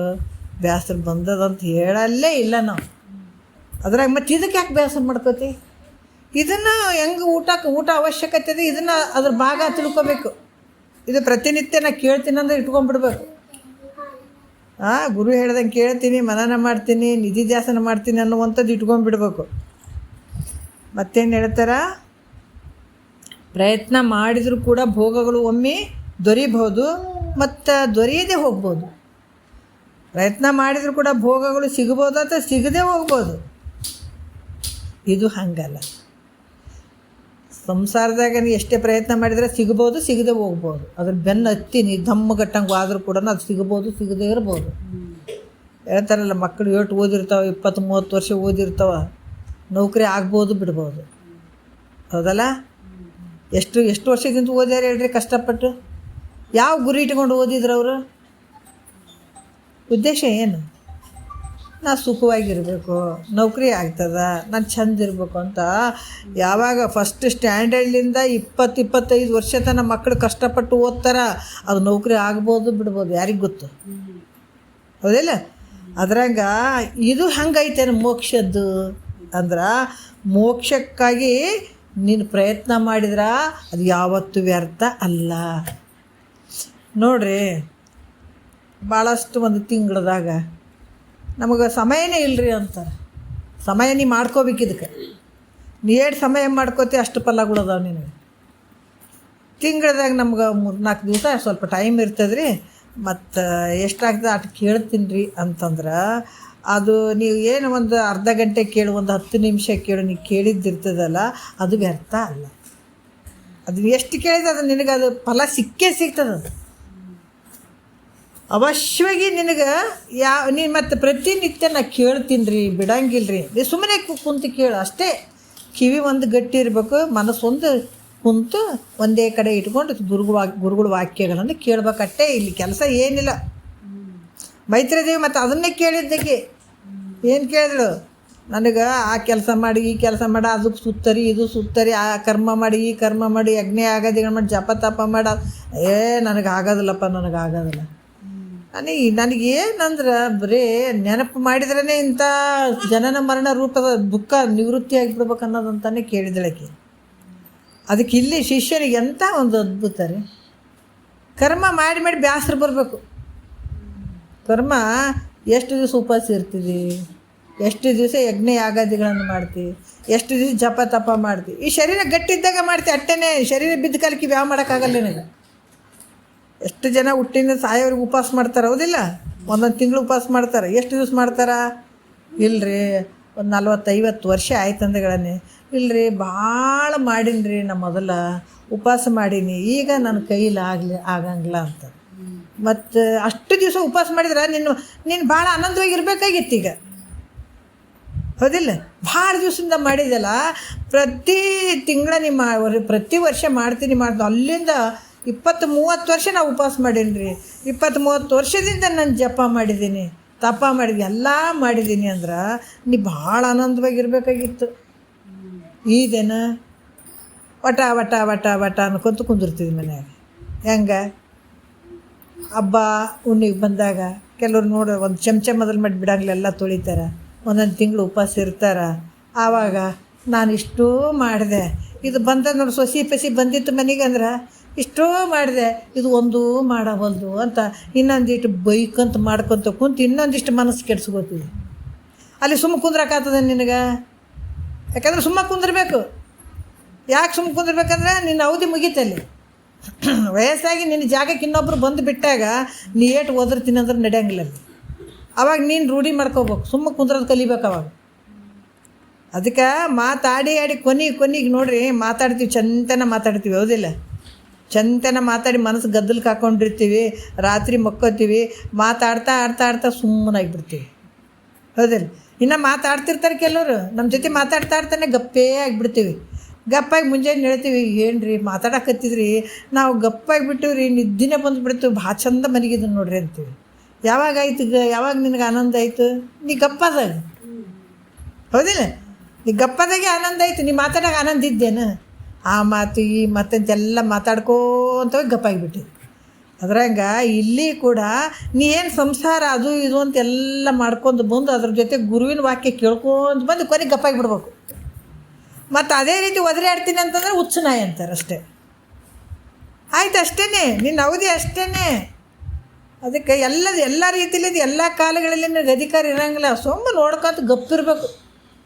ಅದಕ್ಕೆ ಸತ್ಯ ವಸ್ತುವನ್ನು ತಿಳ್ಕೊಂಡಾಗ ಹೆಂಗಿರಬೇಕು? ಸತ್ತಂಗೆ ಇರ್ಬೇಕಂದ್ರೆ ಸುಖವಾಗಿರ್ತಾನಂತ. ಯಾವ ಅಲ್ಲಿ ನಡೆಯಂಗಿಲ್ಲ ಅಂತಂದ್ರೆ ಅದು ಪೂರ್ತಿ ಲಯ ಆಗಿಬಿಡ್ಬೇಕು. ನಮ್ಮ ಮಾತು ಗಪ್ಪಾಗಿ ಬಿಡ್ಬೇಕು ಅಲ್ಲಿಗೆ. ಅಂದಾಗ ದೊಡ್ಡ ಆನಂದ ಐತಿ ನಿನಗೆ. ಅದಕ್ಕೆ ಇಲ್ಲಿ ಕೂಡ ಮಹಾತ್ಮರು ಹೇಳ್ತಾರೆ, ಏನು ಹೇಳ್ತಾರೆ? ಈ ಮೋಕ್ಷಕ್ಕಾಗಿ ಪ್ರಯತ್ನ ಮಾಡುವಂಥದ್ದು ಯಾವುದು ವ್ಯರ್ಥ ಅಲ್ಪ. ನೀನು ಮಾಡ್ಕೊತ ಬಂದು ಇದಕ್ಕೆ ಸಮಯ ಬೇಕು, ಸ್ವಲ್ಪ ಆಯುಷ್ಯ ಬೇಕು, ಹೌದಿಲ್ಲ? ಗಟ್ಟಿ ಮಾಡ್ಕೊಳಕ್ಕೆ. ಹೌದಾ? ಪ್ರತಿ ದಿವಸ ಊಟ ಆಗ್ತಿದಂತೆ ಶರೀರ ಪಳ ಉಳಿತದೆ. ಅದಕ್ಕೆ ಇನ್ನೊಂದು ಸ್ವಲ್ಪ ವಿಟಮಿನ್ ಹಾಕ್ಬೇಕಂತ, ಅದು ಹಾಕ್ಬೇಕಂತ, ಇದು ಹಾಕ್ಬೇಕಂತಂದಾಗ ಇನ್ನೂ ಚಲೋ ತಿಂದು ಈ ಶರೀರ ಪಳ ಉಳಿಯಂಗೆ ಮಾಡ್ತಿದ್ವಿ. ಒಂದು ಸಲ ಬಿಟ್ಟಿದ್ದೇನೆ. ಇದಕ್ಕೆ ತಿನ್ನಿಸಬಾರ್ದಂತ ಯಾರನ್ನು ಬಿಟ್ಟಿವೇನು? ಇನ್ನು ಚಂದ ಇವತ್ತು ಇದು ಅಡುಗೆ ಚಂದ, ಮುಂಜಾನೆ ಎದ್ದುಗಣ್ಣೆ ಇದು ರುಚಿ ಕಟ್ಟಾಗಿ ಮಾಡ್ಬೇಕು, ಇದು ರುಚಿ ಕಟ್ಟಾಗಿ ಮಾಡ್ಬೇಕು ಅನ್ನೋ ಲೆಕ್ಕದಾಗೆ ಇರ್ತೀವಿ. ಅದ್ರಂಗೆ ಈ ಜ್ಞಾನ ಕೂಡ ಹಾಗೇನೆ. ಇದು ಅದು ಬರೀ ಮಾಂಸದ ಶರೀರ ಇರ್ತದಲ್ಲ, ಅದು ಅದಕ್ಕೆ ಇಷ್ಟು ಬಡ್ದಾಡ್ತೀಯಲ್ಲ. ಅದರಿಂದ ಊಟ ಮಾಡಿದ್ರೆ ಆ ಮಾಂಸ ಶರೀರ ಸದೃಢ ಆಗ್ತದೆ. ಆದ್ರೆ ಈ ಜ್ಞಾನವನ್ನು ನೀನು ಪ್ರತಿ ದಿವಸ ಕೇಳ್ತಾ ಹೋದ್ರೆ ನಿನಗೆ ನಾಶ ಆಗದೇ ಇರುವಂಥ ಶರೀರ ಉತ್ಪನ್ನ ಆಗ್ತದೆ ನಿನಗಿದ್ರಾಗ. ಯಾವಾಗಲೂ ಇರುವಂಥ ಒಂದು ಅರಿವಿನ ಸ್ವರೂಪ ಅದು ನಿನಗೆ ಹೆಂಗಾಗ್ತದೆ? ವಜ್ರಕಾಯ ಅಂತ ಹೇಳ್ತಾರೆ ಅದಕ್ಕೆ. ಹಂಗಾಗಿ ಈ ನಾಶ ಆಗದೇ ಇರುವಂಥ ಒಂದು ಶಕ್ತಿ ನಿನ್ನಲ್ಲಿ ಉತ್ಪನ್ನ ಆಗ್ತದೆ. ಅದಕ್ಕೆ ಇಲ್ಲಿ ಕೂಡ ನೀ ಯಾವಾಗ ಕೇಳ್ತಾ ಬರ್ತೀವಿ ತಪ್ಪದೇ ನಿನಗೆ ಮುಕ್ತಿ ಆಗ್ತದೆ. ಅಂತ ವ್ಯರ್ಥ ಅಂತೂ ಅಲ್ಲ. ಏನು ಪ್ರತಿ ವರ್ಷ ನೀವು ಸ್ವಲ್ಪ ದಿವಸ ಕೇಳ್ತೀವಿ, ಎಷ್ಟು ದಿವಸ ಕೇಳ್ತಿದ್ದೆ, ಎಷ್ಟು ಕೇಳ್ತಿದ್ದೆ ಅಷ್ಟು ನಿನಗೆ ಲಾಭ ಐತೆ. ಅದರಿಂದ ನೀನು ಮತ್ತು ಮುಂದೆ ಯಾವ ರೀತಿ ಮಾಡಬೇಕು ಮುಂದೆ ಹೇಳ್ತೀನಿ ನಾ. ಕೆಲವು ವಿಷಯಗಳು ಮಹಾತ್ಮರು ಹೇಳ್ತಾರೆ, ಮುಂದೆ ಸ್ವಲ್ಪ ಕೆಲವು ವಿಷಯಗಳನ್ನು ಹೇಳ್ತೀನಿ ರೀ. ಅದನ್ನು ಪ್ರಯತ್ನದಿಂದ ನೀವು ಪ್ರಯತ್ನ ಪಟ್ಟು ಮಾಡ್ಕೊಳ್ಬೇಕು. ಈ ಪ್ರಯತ್ನದಿಂದ ಸಾಧನ ಚತುಷ್ಟಯ ಸಂಪತ್ತನ್ನು ಸಂಪನ್ನನಾಗ. ಇವು ಪ್ರಯತ್ನ ಮಾಡ್ಬೇಕು ನೀನು. ಬೇರೆ ಏನೇನೋ ಪ್ರಯತ್ನ ಮಾಡ್ತಿದ್ದಲ್ಲ ಅವು ಎಲ್ಲ ನೀನು ದುಃಖಕ್ಕೆ ತೊಗೊಂಡು ಹೋಗ್ತಾವಪ್ಪ. ಆದ್ರೆ ನಿನಗೆ ಸುಖಕ್ಕೆ ತೊಗೊಂಡು ಹೋಗುವಂಥವು ಯಾವದಾವ? ಈಗ ನೌಕರಿ ಮಾಡ್ಬೇಕಂತ ಅದ್ರಿಗೆ ಬೆನ್ನು ಬೀಳ್ತಿದ್ದಿ. 25 ವರ್ಷ 30 ವರ್ಷದಿಂದ ನೌಕರಿ ಆಗ್ತದೆ. 60 ವರ್ಷ ಅಷ್ಟೇ ಇಟ್ಕೋತಾರೆ. 60 ವರ್ಷದಿಂದ ನಿನಗೆ ಯಾರೂ ಕೇಳಂಗಿಲ್ಲ, ಅದಲ್ಲ? ಅದು ಇದಕ್ಕೆ ನಿನ್ನ ಸಾಯೋವರೆಗೂ ನಿನಗೆ ಬೆಲೆ ಅದ, ಮುಂದೆ ಸತ್ತರನೇ ಬೆಲೆ ಅದ. ಎಲ್ಲ ದೇವತೆಗಳು ಕೈ ಮುಕ್ಕೊಂಡು ನಿಂದಿರ್ತಾರೆ ನಿನಗೆ. ಈ ಅಧಿಕಾರ ಪಡ್ಕೊಂಡು ಇಂಥ ಜ್ಞಾನವನ್ನು ಪಡ್ಕೊಂಡ್ರೆ 14 ಲೋಕಗಳ ದೇವರುಗಳು ಕೂಡ ಕೈ ಮುಕ್ಕೊಂಡು ನಿಂದಿರ್ತಾರೆ ನಿನಗೆ. ಅಷ್ಟು ಶಕ್ತಿ ಅದಿದ್ರಾಗ 14 ಲೋಕಕ್ಕೆ ಒಡೆಯನ್ನಾಗಿಬಿಡ್ತಿದ್ದೀನಿ ನೀನು. ಅಂಥ ಶಕ್ತಿ ಇದರಲ್ಲಿ ಐತೆ. ಅದಕ್ಕೆ ನೀನು ಪ್ರಯತ್ನ ಮಾಡೋದಾಗ್ತದೆ. ನಿಂತವೆಲ್ಲ ನಿನಗೆ ಬ್ರಹ್ಮವಿದ್ಯೆಗೆ ಅಷ್ಟೆಲ್ಲ ಕಷ್ಟಪಡ್ತಿದ್ದೆ ಅಂದಾಗ ಇದು ಬ್ರಹ್ಮಜ್ಞಾನ ಐತಿ. ನಾವಿಲ್ಲರಿ ಕೆಲವ್ರು ನೋಡ್ಬೇಕು, ಇನ್ನೂ ನೋಡ್ಬೇಕು. ಏನಂತಾರ, ಆಗಲ್ರಿ, ಕೇಳೋಕೆ ಆಗೋವಲ್ರಿ. ಆ ಗುರುಗಳ ಮನಸ್ಸು ಮಾಡ್ಬೇಕ್ರಿ, ನಮ್ಗೆ ಕೇಳಂಗೆ ಮಾಡ್ಬೇಕಂತಾರೆ. ಅರೇ ನೋಡ್ರಿ, ಅಲ್ಲ ಸ್ವಲ್ಪ ದಿನ ಕುಂತು ಏನು ಮಾಡ್ತೀರಿ? ಒಂದು 4 ವಾಕ್ಯಗಳನ್ನು ಕೇಳಿರಿ. ಅದು ಈಗೆಲ್ಲ ಮಕ್ಕಳ ಸಲುವಾಗಿ, ಮೊಮ್ಮಕ್ಕಳ ಸಲುವಾಗಿ, ಇವ್ರ ಸಲುವಾಗಿ ಮಾಡ್ತೀರಿ ಅಲ್ಲ. ಅದರಿಂದ ಏನೈತೆ? ದುಃಖ ಐತೆ. ಮಹಾತ್ಮರು ಹೇಳಕತ್ತಾರಂದ್ರೆ ಒಂದು 2 ಕಿವಿಯಾಗ ಹಾಕ್ಯಾರವಾ ಅಂತ ಹಿಂಗಂದ್ರೆ ಅವ್ರು ಹೇಳ್ಬೇಕು, ಏನು ಮಾಡ್ಬೇಕ್ರಿ? ಅದು ಕೇಳಕ್ಕೆ ಮಾಡ್ತೀವಿ ಖರೇನೆ, ನಮ್ಮ ಅಪ್ಪನೇ ಬುದ್ಧಿ ಕೊಡ್ಬೇಕು ಕೇಳಕ್ಕಂತ. ಮತ್ತು ಅದನ್ನೇ ಕರ್ಕೊಂಡು ಹೋಗ್ಬೇಕು, ಅದನ್ನೇ ಕುಂದಿರ್ಸ್ಬೇಕು, ಅದನ್ನೇ ಹೇಳ್ಬೇಕು, ಮತ್ತು ಇವ್ರಿಗೆ ಕೇಳ್ಸಕ್ಕೆ ಹಚ್ಬೇಕಂತ, ಅದನ್ನೇ ಮನಸ್ಸು ಮಾಡ್ಬೇಕಂತ ಕೇಳಕ್ಕೆ. ಇಂಥ ಜನನೂ ಅದಾರ ರೀ, ಭಾಳ ಜನ ಅದಾರ. ಹೀಗಾಗಿ ಭಾಳಷ್ಟು ವ್ಯರ್ಥವಾಗಿ ಜನ್ಮವನ್ನು, ಮಾನವ ಜನ್ಮ ದೊಡ್ಡದು, ಇದು ಹಾನಿ ಮಾಡಿಕೊಳ್ಳಲು ಬಿಡ ಉತ್ಸಪ್ಪಗಳಿರ ಅಂತ ಹೇಳ್ಯಾರ. ದೊಡ್ಡ ಶಕ್ತಿ ಐತಿದ್ರಲ್ಲಿ. ಹಾಗಾಗಿ ಅದನ್ನು ನಾವು ಪ್ರಯತ್ನ ಪಟ್ಟು ನಾವು ಇದನ್ನು ಮಾಡ್ಕೊಳ್ಬೇಕಾಗ್ತದೆ. ಪ್ರಯತ್ನ ಮಾಡಲಿಲ್ಲ ಅಂದ್ರೆ ಆಗಂಗಿಲ್ಲ. ಏನು ಹೇಳ್ತಾರೆ ಈಗ ವಂದನೆ ನುಡಿ ಭಾಳ ಅದ್ಭುತವಾಗಿ ನಿಜಗೊಂಡ್ರಿ ಶಾಸ್ತ್ರ ನೋಡ್ರಿ, ಭಾಳಷ್ಟು ಅದ್ಭುತವಾದಂಥ ಶಾಸ್ತ್ರ. ಇಲ್ಲಿ ಏನು ಹೇಳ್ತಾರೆ ವಂದನೆ ನುಡಿಯಲ್ಲಿ? ಇದು ನಿತ್ಯವಿದು ಅನಿತ್ಯ ಎಂಬುದನ್ನರಿಯದೆ ಹೃದಯದ ಭೋಗ್ಯಚ್ಛ ದೊರೆಯದೆ ಒದವಿ ಸಮಾಧಿ ಸಾಧನವಾರು ನೆರೆಯದೆ ಸದುಗತಿ ಆಸ್ತಿಯಳು ಉರಿಯದೆ. ನೋಡ್ರಿ ಏನು ಹೇಳ್ತಾ ಇದ್ದಾರ, ಇದು ನಿತ್ಯ. ನಿತ್ಯ ಇರುವಂಥದ್ದು ಯಾವುದು? ಆತ್ಮ. ಆತ್ಮ ಯಾವಾಗಲೂ ನಿತ್ಯವಾಗಿರುವಂಥದ್ದು, ಯಾವಾಗಲೂ ಇರುವಂಥದ್ದು. ಮತ್ತು ಇದು ಅನಿತ್ಯ, ಅನಾತ್ಮ. ಅನಾತ್ಮವಾಗಿರುವಂಥವು ಯಾವಪ್ಪ ಅಂದರೆ ಯಾವ ನಿನ್ನಿಂದ ದೃಶ್ಯವಾಗಿ ತಿಳಿಸಿಕೊಳ್ತಾವೋ ಅವೆಲ್ಲ ಅನಾತ್ಮ. ಯಾವ ದೃಶ್ಯವಾದಂಥ ವಸ್ತುಗಳನ್ನು ನೀ ತಿಳ್ಕೊಳ್ತೀಯ ನೀ ಆತ್ಮ. ಮತ್ತು ಇದು ಯಾವುದು ನಿತ್ಯ ಯಾವುದು ಅನಿತ್ಯ ಅನ್ನುವಂಥದ್ದನ್ನು ನೀ ತಿಳಿದೆ ಮತ್ತು ಮನಸ್ಸಿನಲ್ಲಿರುವಂಥ ವಿಷಯ ಸುಖವನ್ನು ಭೋಗಿಸಬೇಕು. ಮನಸ್ಸಿನಲ್ಲಿ ಭಾಳಷ್ಟು ವಿಷಯಗಳು ಗಂಟು ಹಾಕೊಂಡು ಕುಂತು ಯಾಕ್ರಿ ನಮ್ಗೆ ಇಷ್ಟೆಲ್ಲ ತೊಂದರೆ ಆಗಕತ್ತಿದ್ರೆ ಮನಸ್ಸಿನಾಗ ಭಾಳ ಗಂಟುಗಳು ಅದಾವ ರೀ. ನಮ್ಗೆ 84 ಲಕ್ಷ ಜೀವರಾಶಿಯಿಂದ ಈ ಮನಸ್ಸಿನೊಳಗೆ ಭಾಳ ಗಂಟುಗಳು ಅದಾವ. ಏನು ಹೇಳ್ತಾರೆ, ಬ್ಯಾರೆ ಅದೇನವ್ವ ತಂಗಿ ಬ್ಯಾರೆ ಅದೇನ. ಒಬ್ಬರು ಗಂಡನ ಮನೆಗೆ ಹೋದಾಗ ಗಂಡ ಹಂಗಂದ ಅತ್ತಿ ಹಿಂಗಂದಳು, ಮಾವ ಹಂಗಂದ, ಮೈದಂದವ್ರು ಹಿಂಗಂದ್ರು, ನಾದ್ನಿ ಹಿಂಗಂದ್ರೆ ದಿನ ಕಂಪ್ಲೇಂಟ್ ಹೇಳಿ ತಾಯಿ ತಂದಿಗೆ ಹೇಳೋದು. ನಮ್ಮ ಮಾವ ಹಂಗದ, ನಮ್ಮ ಅತ್ತಿ ಹಿಂಗದಾಳ, ನಮ್ಮ ನಾದಿಂದವ್ರಿಗೆ ಹಿಂಗದಾರ, ನಮ್ಮ ಮೈದಂದವ್ರು ಹಿಂಗದಾರ. ಹಾಗೆ ಈಕೆ ತಾಯಿ ತಂದಿಗೆ ಹೇಳಿ ಗಂಡನ ತಲೆ ತುಂಬಿ ಒಂದು ಸಲ ಕಡೆಗೆ ಹಾಕಿಬಿಟ್ಳು. ಎಷ್ಟು ಕುಣಿದಾಡ್ತಾಳಕ್ಕೆ ಗೊತ್ತಾ? ಯಪ್ಪ ಎಂಥ ಕಷ್ಟದಿಂದ ಪಾರಾದೆ. ಎಲ್ಲರೂ ಕಾಟ, ಈಗ ಬಾಯಾಗ ಕಲ್ಲು ಹಾಕ್ಲಿ ನನಗೆ ಬೇಕಾದಷ್ಟು ಕಷ್ಟ ಕೊಟ್ಟು ಈಗ ನಾ ಎಷ್ಟು ಚಂದದೀನಿ ಅಂತ ನೋಡ್ರಿ. ಆಕೆ ಭಾಳ ಚಂದದೀನಿ ಅಂತ ಭಾರಿ ಕಮ್ಮಗೆ ಸಂಸಾರ ಮಾಡಕ್ಕೆ ಹತ್ತಿ ಬಿಡ್ತಾಳೆ. ಹೌದಲ್ಲ? ಯಾಕಂದ್ರೆ ಆ ಅತ್ತಿ ಮಾವ ನಾದಿನಿ ಮೈದಂದ್ರ ಗದ್ದಲಿಂದ ನಾ ಪಾರಾದೆ ಅಂದರು. ಮತ್ತು ಇಲ್ಲಿ ಮಹಾತ್ಮರು ಕೂಡ ಒದ್ದಾಡಕತ್ತಾರ. ಯಾರಿಂದ ಒದ್ದಾಡಕತ್ತಾರ? ಮನಸ್ಸಿನ ಗದ್ದಲದಿಂದ. ಇದೇನು ಯಾವಾಗ ಈ ಒಂದು ತಿಳ್ಕೊಳ್ಬೇಕು ಅನ್ನುವಂಥ ಮುಮುಕ್ಷು ಯಾವಾಗ ಬರ್ತಾನ, ಆತ ಯಾವುದರಿಂದ ಒದ್ದಾಡ್ತಾ ಇದ್ದ ಅಂದ್ರೆ ಈ ಒಂದು ಮನಸ್ಸಿನ ಗದ್ದಲ ಅಂದರೆ ಏನು ಅಂತಂದ್ರೆ ಸತ್ಯ ಯಾವುದು ಮಿಥ್ಯ ಯಾವುದು ಗೊತ್ತಿಲ್ಲ. ಸತ್ಯ ಇದ್ದಿದ್ದಕ್ಕೆ ಮಿಥ್ಯೆ ಇದ್ದಿದ್ದಕ್ಕೆ ಸತ್ಯ ಅಂತ ತಿಳ್ಕೊಂಡದಿದ್ದು. ಬರೀ ತಪ್ಪು ತಿಳ್ಕೊಂಡ್ಬಿಟ್ಟದ ನೋಡ್ರಿ. ತಲೆಯಾಗ ತುಂಬ್ಯದ ಇದಕ್ಕೆ. ಅದಕ್ಕೆ ಈ ಮಾಯೆ ನೋಡ್ರಿ, ಉಳ್ಳ ಬ್ರಹ್ಮವನ್ನು ಇಲ್ಲೆನಿಸುವುದು, ಇಲ್ಲದ ಲೋಕವನ್ನು ಉಂಟೆನಿಸುವುದು ಮಾಯೆ. ಇದು ನಿನ್ನನ್ನು ನೆಮ್ಮಿಹದು ಅನ್ನನ್ನೇ ಥರ ಮಾಗಿಹುದು. ಹೆಂಗಾಗಿದೆಪ್ಪ ಅಂತಂದ್ರೆ ಇದು ಸತ್ಯ ಎಲ್ಲ ನೋಡುವಂಥದ್ದು. ನೋಡ್ರಿ ಎಷ್ಟು ಅದ್ಭುತ. ಅದಕ್ಕೆ ಇದನ್ನು ಚಕ್ರವ್ಯೂಹ ಇದ್ದಾಗ ಇದನ್ನು ಭೇದಿಸ್ಬೇಕಿದ್ರೆ ಒಳಗೆ ಹೋಗ್ಬೇಕು, ಗೊತ್ತಾಗ್ತದೆ ನಮ್ಗೆ. ಎಂಥ ಮಾಯದ ಕೈ ಮಾಟ ಐತಪ್ಪ ಇದು ಅಂತ ಗೊತ್ತಾಗ್ತದೆ. ಎಲ್ಲಿ ನೋಡ್ರಿ ಎಷ್ಟು ಏನು ಮಾಯ ಮಾಡಿಬಿಟ್ಟದ. ಇದು ನೋಡುವಂಥ ಜಗತ್ತೇನು, ಕಲರ್ ಏನು, ಪ್ರತಿಯೊಂದು ಶರೀರಗಳೇನು, ಸಾಯೋದಂದ್ರೇನು, ಹುಟ್ಟೋದಂದ್ರೇನು, ಈ ಜಗತ್ತಿನಲ್ಲಿ ಸೂರ್ಯ ಚಂದ್ರರೇನು, ದೇವತೆಗಳು ಏನು ರೀ ಇದು ವಿಚಿತ್ರ.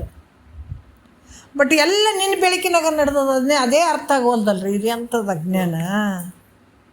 ಎಲ್ಲ ನಿನ್ನೊಳಗೆ ನಡೆದದು. ಅದು ನೀನು ಬಲು ದೂರ ಆಗಿಬಿಟ್ಟಿದೆ ಅಜ್ಞಾನದಿಂದ.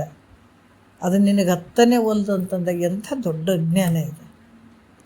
ಅದಕ್ಕೆ ಮಹಾತ್ಮರು ಏನು ಹೇಳ್ತಾರೆ, ನೀನು ಇದನ್ನೆಲ್ಲ ತಿಳ್ಕೊಂಡಿದ್ದು ಯಾವುದು ಸತ್ಯ ಅದ ಯಾವುದು ಮಿಥ್ಯ ಅದ ಅಂತ ತಿಳ್ಕೊಳ್ಳುವಂಥದ್ದು ಭಾಳ ಮುಖ್ಯ ಅದ. ಸತ್ಯ ಇರುವಂಥದ್ದು ಕಾಣದೇ ಇರುವಂಗಾಗಿಬಿಟ್ಟದ. ಯಾವುದು ಸತ್ಯ ಅಲ್ಲ ಅದೇ ನಮಗೆ ಸತ್ಯ ಅಂತ ತಿಳಿದ್ಬಿಟ್ಟದ. ಈ ಒಂದು ಜ್ಞಾನಕ್ಕೆ ಮುಖ್ಯವಾಗಿ ಯಾರು ಅಧಿಕಾರಿ ಆಗ್ತಾರೆ ಅಂತಂದ್ರೆ ಸಾಧನ ಚತುಷ್ಟಯ ಸಂಪನ್ನನೇ ಈ ಜ್ಞಾನಕ್ಕೆ ಅಧಿಕಾರಿ.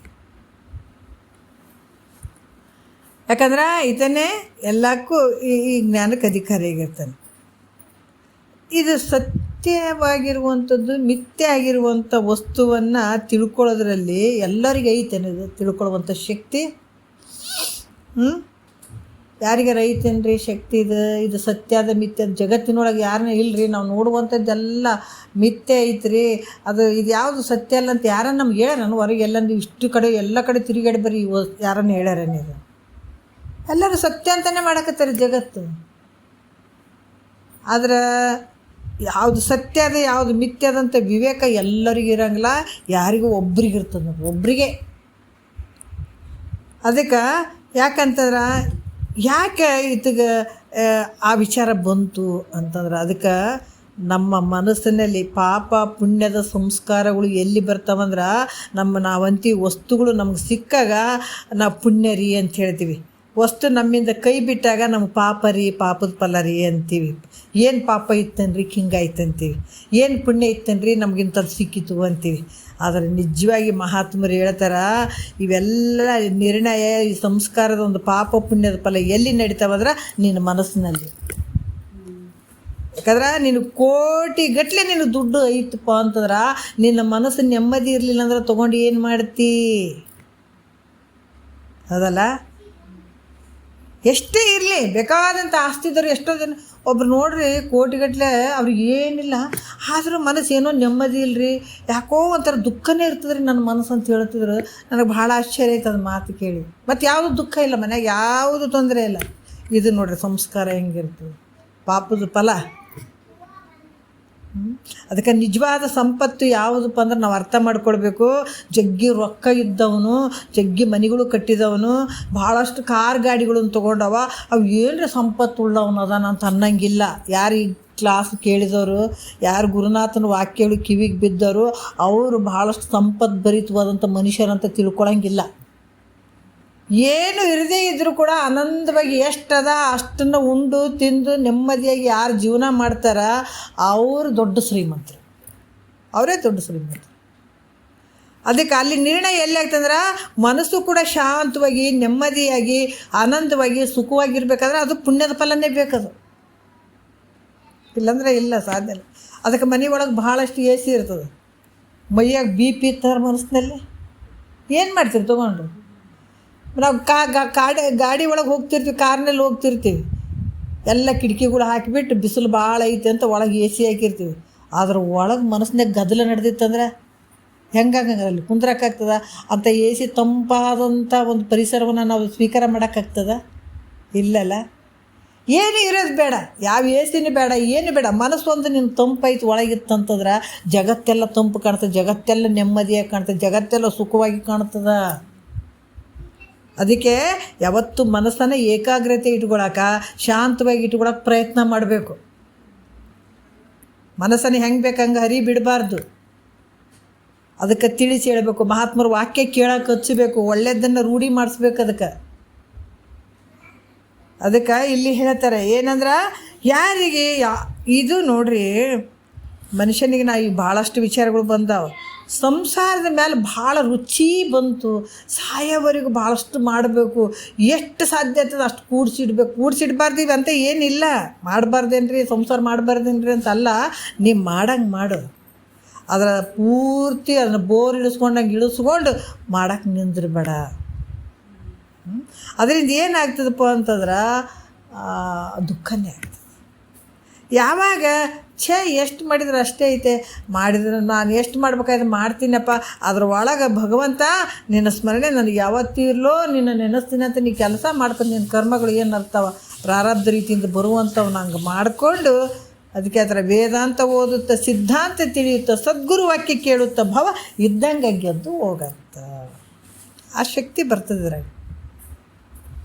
ಹಾಗಾಗಿ ಯಾಕೆ ಅಂತಂದ್ರೆ ಇದನ್ನೆಲ್ಲ ಯಾರಿಗೆ ಆ ಥರ ಬಂತು, ಎಷ್ಟು ಮಾಡಿದ್ರು ಅಷ್ಟೇ ಐತಂತೆ ಈ ಭಾವ ಬಂತು ಅಂತಂದ್ರೆ ನೋಡ್ರಿ, ಅದು ಅನೇಕ ಜನ್ಮಗಳಲ್ಲಿ ಮಾಡಿದಂಥ ನಿಷ್ಕಾಮ ಕರ್ಮ ಉಪಾಸನೆಗಳನ್ನು ಮಾಡಿದಕ್ಕೆ ಆ ಭಾವ ಬಂದಿರ್ತದೆ.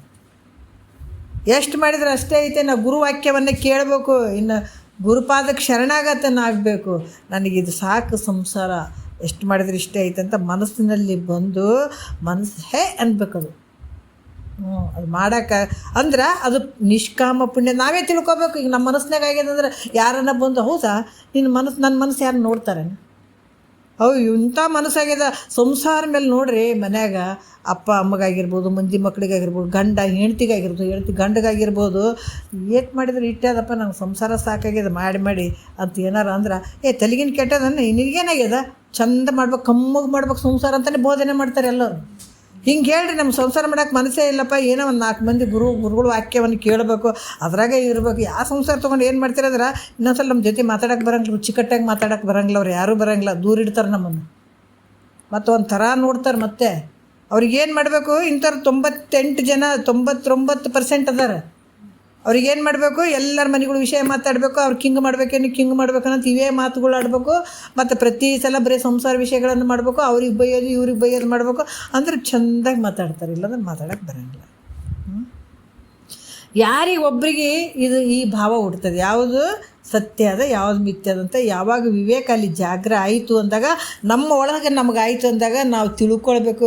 ಇವತ್ತು ನೋಡಿರಿ ಎಲ್ಲ ಬಿಟ್ಟು ಇವತ್ತು ಸೀರಿಯಲ್ ಅದಾವಂತ ಮನಸ್ಸು ಎಳೀತದೆ. ಟಿ ವಿ ನೋಡ್ಬೇಕು ರೀ, ಸೀರಿಯಲ್ ಅದಾವ್ರಿ, ಒಂದು ತಾಸು ಕುಂತು ಅವು ಏನು ಮಾಡ್ತಾವ, ನಿನಗೆ ಇಲ್ಲದನ್ನು ತಲೆಗೆ ತುಂಬುತ್ತಾವ, ನಿನಗೆ ಗದ್ದಲಕ್ಕೆ ಹಾಕ್ತಾವವು.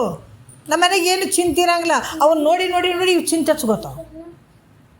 ಮತ್ತು ನಾವು ಚಿಂತೆನೇ ಹಚ್ಕೊಳಂಗಿಲ್ಲ ರೀ. ಅವು ಸೀರಿಯಲ್ ಅಂತ ಬಿಡ್ತೀವಿ ಅಂದ್ರೆ ಅದು ಎಲ್ಲಿ ಬಿಡ್ತದೆ ನಿನಗೆ, ನೀ ಬ್ಯಾಡ ಅಂದ್ರೆ ಬಿಡಂಗಿಲ್ಲ, ಅದು ಸೇರಿ ಬಿಡ್ತದೆ ನಿನ್ನ ಒಳಗೆ ಬಂದದು.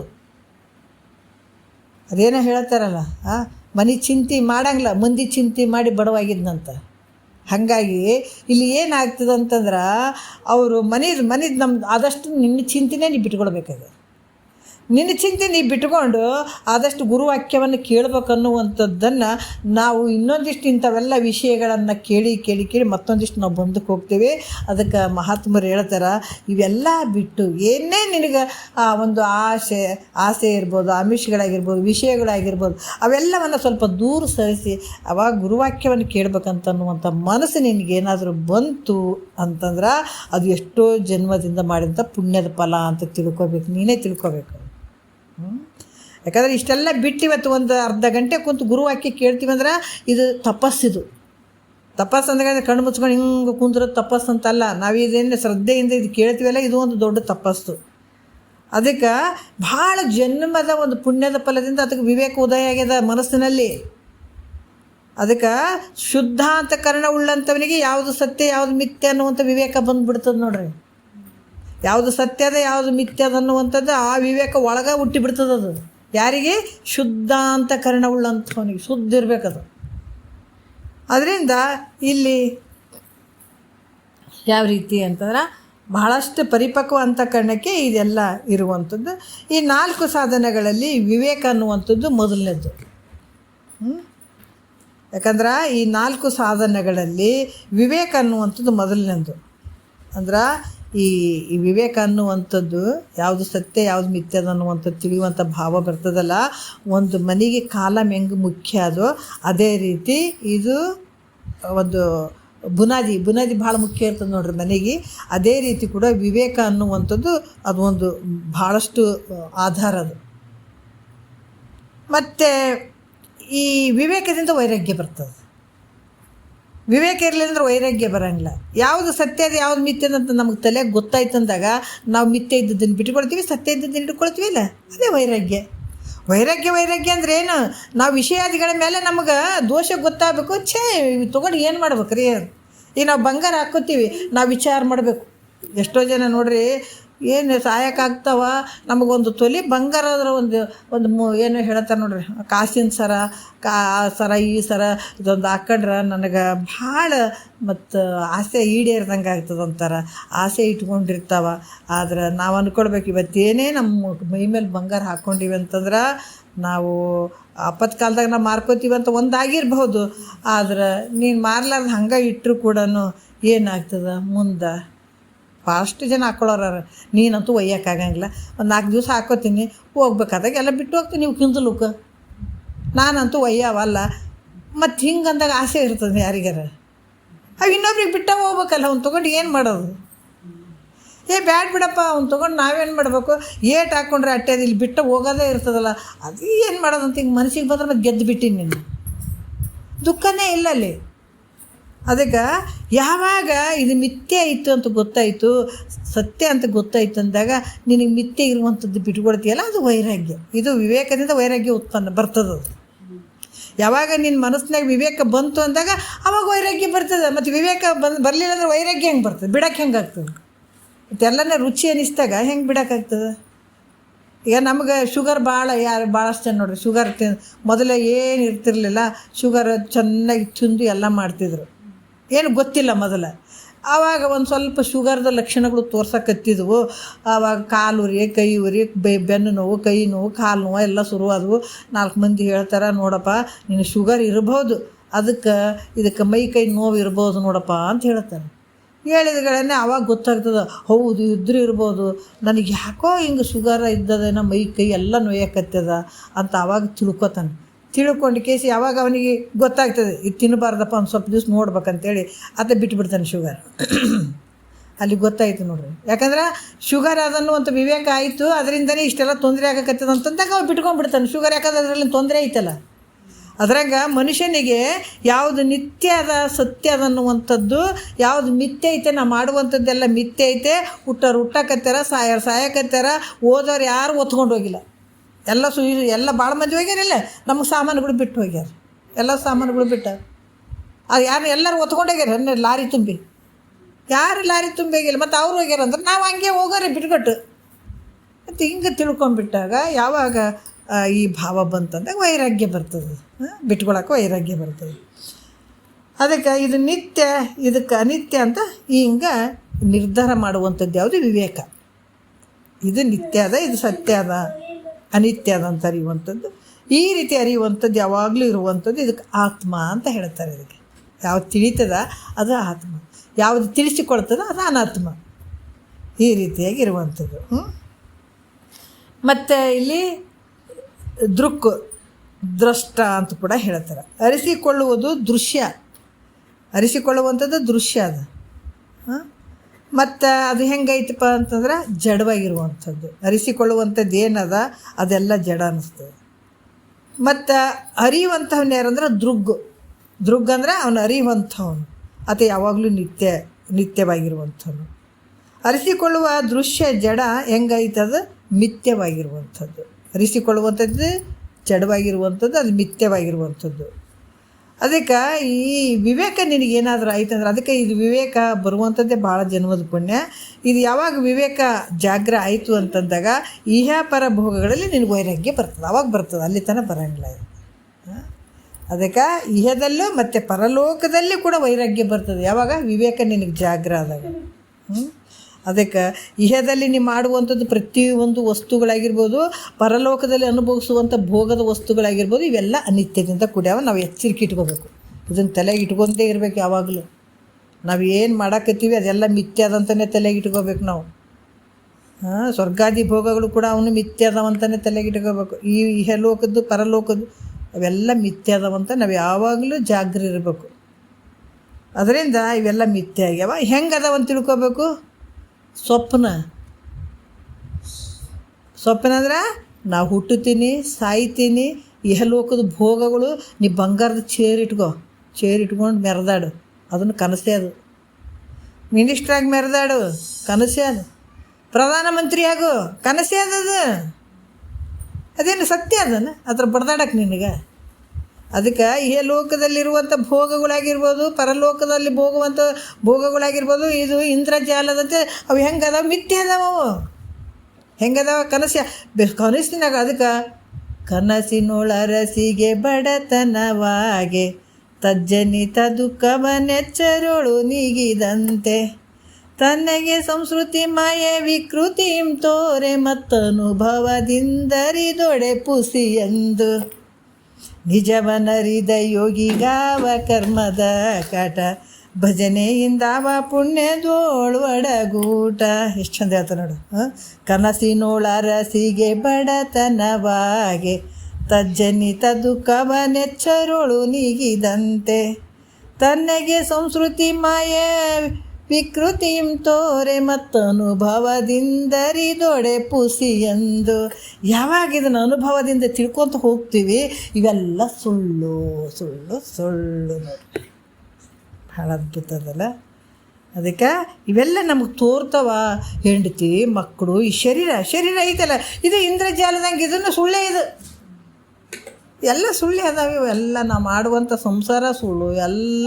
ಅದಕ್ಕೆ ಇದು ಸುಳ್ಳಿದ್ದದ್ದು ಗಂಟು ಬಿದ್ದೀವಿ. ಸತ್ಯ ಆದಂತ ಅದ್ರ ಬೆನ್ನು ಹತ್ತೀವಿ ಅಂದಾಗ ಸುಖ ಎಲ್ಲಿದ್ದಾಗ್ತದ್ರಿ ನಮ್ಗೆ, ಆನಂದ ಎಲ್ಲಿದ್ದಾಗ್ತದ್ರಿ. ಯಾಕಂದ್ರೆ ಇರದೇ ಇರುವಂಥ ವಸ್ತುಗಳಿಗೆ ಗಂಟು ಬಿದ್ದೀವಿ ಅಪ್ಪ. ಮಹಾತ್ಮರು ಭಾಳ ಚಂದ ಹೇಳ್ತಾರೆ. ಇದನ್ನೇ ಇಟ್ಕೊಂಡು ನಾಳೆ ನೋಡೋಣ ಒಂದೆರಡು ಮತ್ತು ಗುರುಗಳ ಪಾದಕ್ಕೆ ಅರ್ಪಿಸಿ ಹರ.